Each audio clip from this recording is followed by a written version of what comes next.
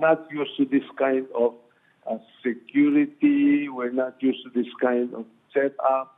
We've lost our privacy, actually. Bago po ako pumunta sa ibang mga tanong, kamusta po ang inyong kalusugan?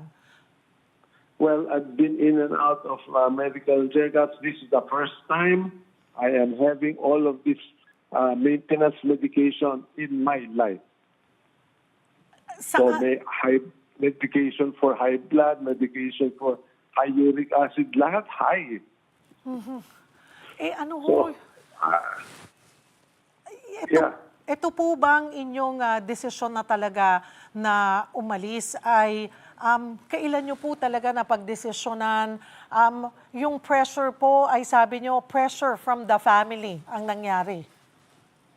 That's correct, no? Because as I said, we have a very simple life. We're not used to this. We cannot move freely as we can. Ang dami mong tao sa bahay na kailangan asikasuhin.